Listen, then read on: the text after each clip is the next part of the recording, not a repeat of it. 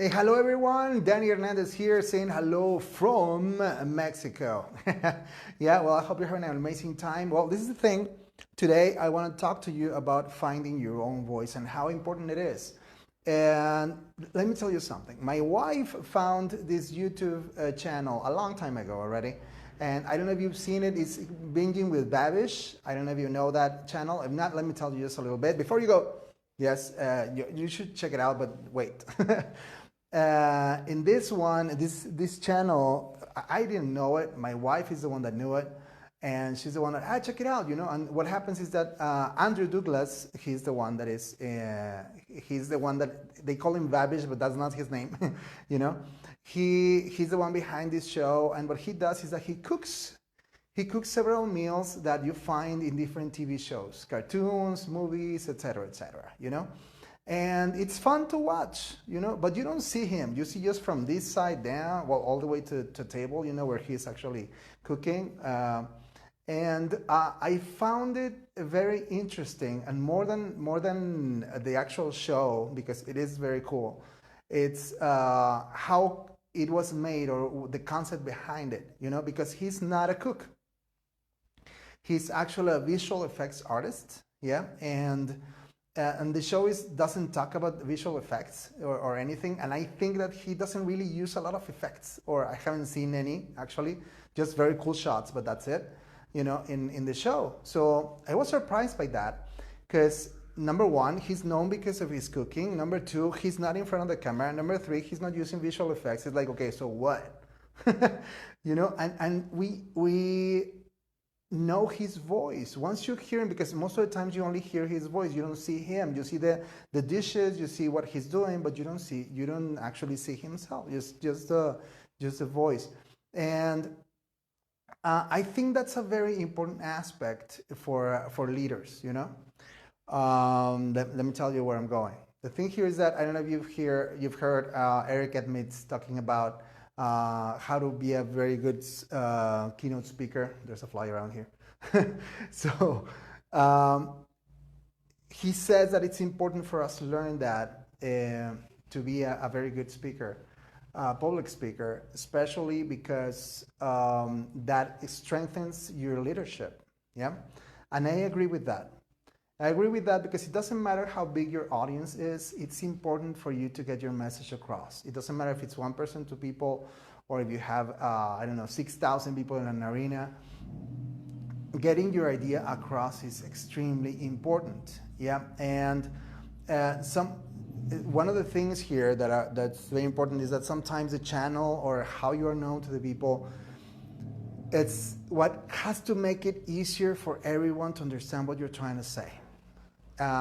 There's 3 tips about that. And the first one is make sure that you know what you want people to know you for. Yeah? What's your real message? What's your intention? You know? And most of the most powerful leaders have a very, very specific vision, a very specific message, and they don't move around that. It's only that. And it's very defined, you know. And just check him out, Gandhi, Mother Teresa. I mean, anyone that you find that has been that strong, Jesus Christ. You know, it's a very specific message, and they're only known for that. So find that first, define it very well, and it doesn't matter if you're a leader, you have a team, you're in charge of a team, or in a company, if you have a networking business, whatever, you know, anything. You gotta have a very specific voice for that, you know, and define it and be very specific and constant with that. And the other aspect is to do it based on your talent, you know, because if you don't have the know-how, I mean, maybe you want people to know you. For example, in my case, you know, I want people to know me from my knowledge in swimming. You know, I'm not a swimmer, you know. I can have a lot of knowledge and everything, but if I'm not a swimmer, I'm not a doer, it's not within me, then it's going to sound extremely fake, and people are going to know about it. Right now, it's important for people to be as honest as possible around there, because the most honest you are, people really follow you. People really love honesty right now. I mean, it's not underrated anymore. You know, honesty is actually like the highest level, you know? So it's very good to do that.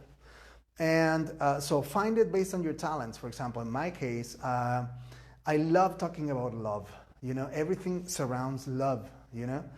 Yeah, it sounds cheesy, but it's true. I mean, in my messages, I try to do that, you know, something just to give something to the rest of the people all the time, to be always in the position of giving, you know.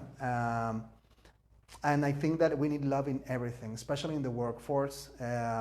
We need that, yeah. And it translates into many, many, many, many different things that are positive to every one of us, you know. And it's what actually moves the world. So that's knowing what you want and then making it transparent to the people, you know. Then it's easier. It's easier for you to actually communicate it, because the third aspect is your channel. What's the best channel for you to communicate, yeah, and learn and try the channels, because some people are like, okay, I'm gonna be a YouTuber, you know. Being a YouTuber is just I think it's extra, you know. It's just a means to doing something. It's not that you become a YouTuber. It's just that they say that you're a YouTuber because that's the channel that you use. But the main thing is that you're a communicator, you know. And it doesn't matter what you do. Maybe you're better at blogging because you're I mean, the way of writing, I mean, the way that ideas come to you through writing are amazing. Use that. Maybe podcasting, I don't know. Maybe you're like myself, that I don't have issues being in front of a camera. Some other people do. And there's no problem with that. You know, the thing is just to try them out. You know, if you don't like it, erase it. That's it. You know, I mean, really, you're not going to be that relevant if you're not that good. So even if you have a video on YouTube that is going to be there forever, I mean, it's going to have maybe 2 or 3 views and that's it, you know.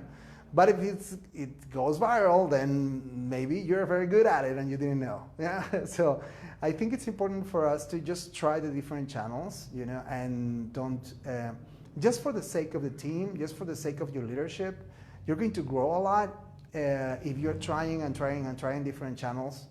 And I think you might find very interesting people that are going to be willing to collaborate with you, especially if you have your own voice. Yeah. So I hope this helps you, and I hope it helps your team. Share it with whomever you think it could help, and leave there in the comments if you actually agree with this, or if you think that maybe only choosing one channel is better. Which is the one that you prefer? Yeah. Let me know. Have an amazing time, and right now that we're entering this new decade, I hope you have an amazing, amazing, amazing decade. Yeah, okay? Best wishes, and see you tomorrow.